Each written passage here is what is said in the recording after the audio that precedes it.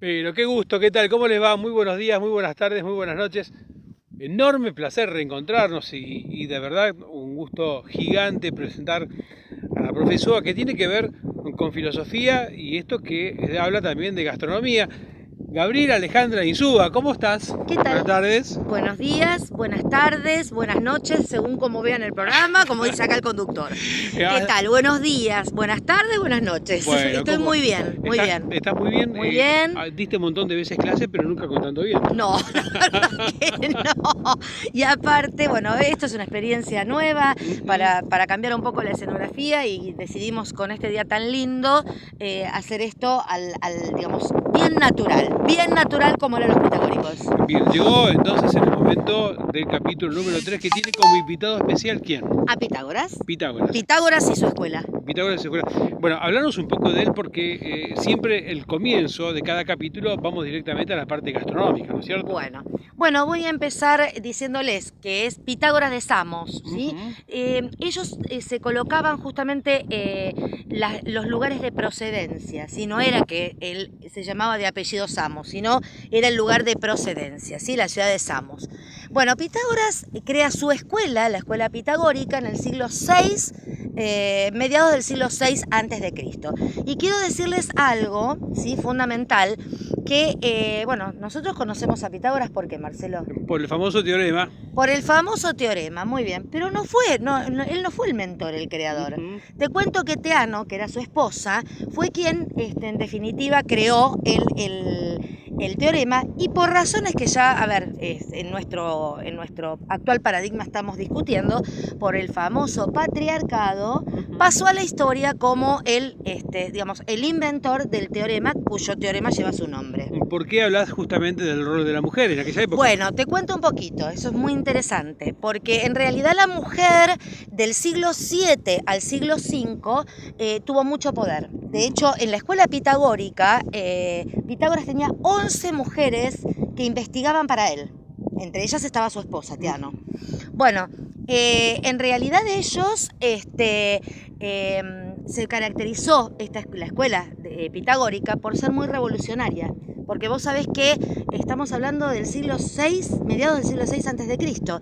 Y en realidad la escuela aceptaba en forma igualitaria hombres y mujeres. O sea, había igualdad de género, ¿sí? O sea, que ¿cómo era? ¿Estaba bien visto en esa época? Estaba muy bien visto. De hecho, estaba muy bien visto que las mujeres pudieran aportar sus conocimientos. Y te cuento además que la mujer del siglo VII al siglo V tenía muchísimo poder. Eran llamadas brujas, pero te voy a contar que el término bruja está tomado en un sentido totalmente positivo en esta época. ¿Por qué? Porque bruja era la poseedora de sabiduría, era la sabia. Entonces, las mujeres eran sabias y por ende eran filósofas también. Es decir, no estaba tomado en forma despectiva, ni mucho menos como se tomaba a las brujas en la Edad Media. En la Edad Media, exactamente. Bueno, vamos a empezar un poquito, si vos querés, vamos a contar un poco, porque además de ser digamos, el mentor, el protagonista del, bueno, él no, vuelvo otra vez, Teano, su esposa, pero a quien se le atribuye el teorema de Pitágoras, que es el cuadrado de la hipotenusa, es igual a la suma de los cuadrados de los catéteres. Así es, de los catetos. Catetos, perdón. Me sale catéter, por eso, catetos. Bueno, ¿por qué? También, o sea, además de ser un gran matemático, fue un gran filósofo, porque llevó su filosofía a punto tal que el movimiento filosófico que él lideró, la llevó a punto tal de ser, digamos, su estilo de vida. Entonces, su estilo de vida, y yo te voy a invitar un poquito, si vos querés después hacer un paneo de la mesa, pero fue también considerado el padre de la dieta vegetariana, precursor del veganismo y del vegetarianismo. Es decir, si uno tuviera que hacer una síntesis de Pitágoras con respecto a la parte de alimentación, él se cuidaba. Se cuidaba él, se cuidaban sus discípulos. Te cuento un poquito, porque hay bastantes versiones encontradas. Él en realidad aplica, digamos, a partir de lo que se denominó la teoría de la transmigración de las almas, que después la toma Platón también, porque creían en la reencarnación. Ellos consideraban que el comer carne no purificaba el cuerpo, y mucho menos el alma. Correcto. ¿Sí? Ellos iban por la purificación del alma. hay toda una teoría justamente de ascetismo en esto, ¿no? Bueno, entonces déjame decirte que si no había carne en la mesa, ¿qué era lo que había? Bueno, ahí está. Comenzaba la importancia de las verduras crudas o cocidas, lechugas, acelgas. Había una verdura que provenía del Asia, que se llama armuelle, que era muy similar a las espinacas, pero de hoja roja, que luego desaparece y es reemplazada por las espinacas, ¿sí? O sea que no podían en esa época pasarse fotos por celulares. No, Marcelo, olvídate. Bueno, y también frutas. Por eso yo decía la semana anterior, en el programa anterior, yo hablé de los desayunos frugales, los almuerzos frugales. Pero hay autores que lo defenestran a Pitágoras, porque decían que en realidad él no comía carne, porque la carne estaba reservada, y acá va el tema, ¿no? Estaba reservada para el momento de los sacrificios y rituales. No comían toda la parte de las carnes, porque ellos comían solamente lo que verdaderamente era la carne. Todo lo que era cabeza, patas, vísceras, órganos, eso lo desechaban. Es decir, que no había ningún cincho a la parrilla. No, olvídate, eso no purifica el alma, te lo voy avisando. Bueno, entonces, eso por un lado, era la prohibición de la carne, pero hay muchos autores que dicen que en realidad él, o sea, era un pseudo vegano, un pseudo vegetariano, perdón. ¿Por qué? Porque dicen que comía carne. Correcto. Bueno. A ver, ¿qué tenemos en la mesa hoy? A ver, ¿por qué? Pero antes de pasar a la mesa te quiero comentar algo muy importante, porque muchos autores también de la época decían que en realidad lo que le daba él de comer a sus discípulos era comida carcelaria. Te voy a contar por qué, vos te reís, pero en realidad les daba un pedazo de pan y un vaso de agua, y con eso tenían que todo el día tirar, ¿no? Digamos que todo esto que yo te comento, las verduras y demás, era justamente en ocasiones, ¿sí? Esporádicas, sí, y en festines, digamos, ¿no? En ocasiones de momentos, digamos, importantes. Por ejemplo, él dice que cuando fue el hallazgo del teorema, cuentan que hizo una hecatombe. ¿Sabés lo que era una hecatombe? No tengo idea. Una hecatombe es la matanza de 100 bueyes. O sea que ahí al picarón lo encuentran comiendo carne. O sea que había estado para unos cuantos. Para unos cuantos, la escuela pitagórica. Bueno, la escuela pitagórica tiene dos vertientes.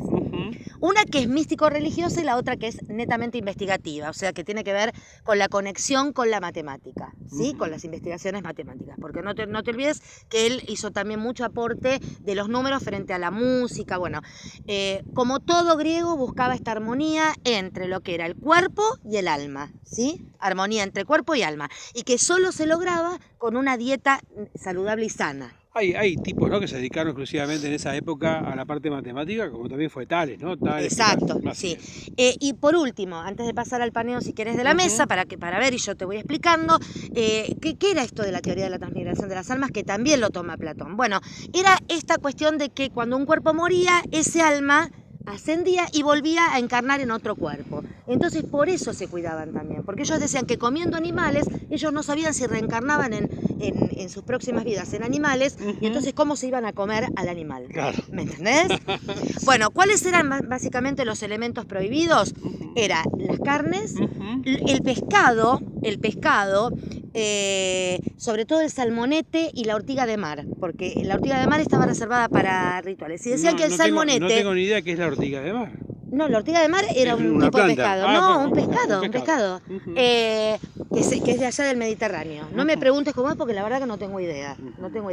Pero que además, una de las cosas importantes era que dice que ¿por qué no se recomendaba el pescado? Porque decía que el pescado en realidad se alimentaba de las inmundicias y hasta de cosas fétidas que habían debajo del mar.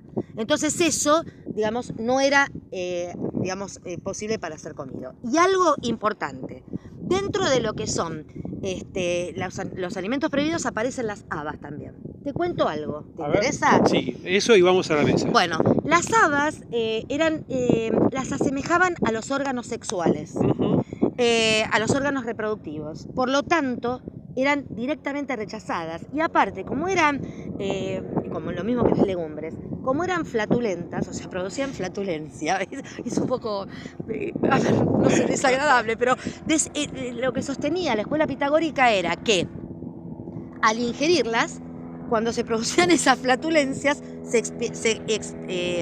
expelía el alma. ¿Qué tal? Entonces, por ese motivo, nada de habas. Nada de habas. A punto tal que hay una anécdota que dice, porque a Pitágoras lo persiguieron muchísimo. Cerrá, profe, porque vamos, sí, dale. pero espera, porque las habas también servían para echar suerte para cuando se repartían los cargos en la polis griega. Y entonces él justamente se lo vinculó respecto a esto diciendo de que al rechazar las habas rechazaba la democracia ateniense, ¿sí? Y cuentan algunos autores que dice que lo perseguían y dice que atravesó un campo de habas y cuando llegó ahí no quiso pasar para no pisarlas ni tomar contacto y entonces ahí lo apresaron y murió. Y murió. Es el final entonces. Profe, vamos a la mesa, Sí. Contanos, a ver. Bueno, acá tenemos Mostranos. el pan, importantísimo, porque Platón también consideraba el pan Ahí está. de cebada, Eso. que es el pan Sí, de sí. cebada. A ver, vamos a levantarlo si lo podemos mostrar. Sí, lo que pasa es que se vuela todo porque hay mucho viento. Tenemos mucho viento. Espera, porque hay pan de centeno y pan de cebada, eran Ahí los que está. se comían. El pan de cebada era importantísimo y también lo fue para Platón. Platón y Pitágoras pensaban igual, Sí. porque dice que era un pan justamente que favorecía la capacidad de pensamiento Bueno, y ¿qué de más? retención. Dale. Después tenemos, esto era en ocasiones, a ver, Levántalo. porque era pan y agua, Sí. a ver, lo que se comía. Pero, y si se quedaban con hambre todo el día, que se quedaran con hambre, decían ellos. Acá, queso y aceitunas. Sí. correcto. Luego teníamos acá las verduras crudas, tomate, lechuga, zanahoria. Ahí vamos. Y luego las acelgas cocidas o crudas. Ah, sí. Acá están cocidas. Ahí está. ¿Sí? Fantástico. Y finalmente las frutas. Bueno, yo acá puse una manzana, pero básicamente ellos comían pera, manzana, pero también comían higos y uvas. Y uvas. ¿Sí? Nosotros no conseguimos uvas porque no es ahora la época. ¿Y por qué el agua?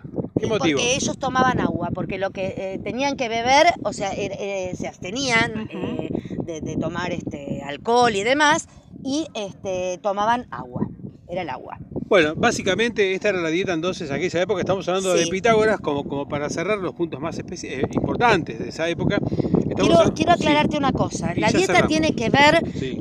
además tiene que ver con una cuestión estrictamente de esta armonía y equilibrio que buscaban los griegos, que la buscaban justamente para lograr ese equilibrio del cuerpo. También él era uno de los que promovía el deporte, ¿sí? Porque decía que una dieta saludable tenía que ir acompañada con deporte, ¿sí?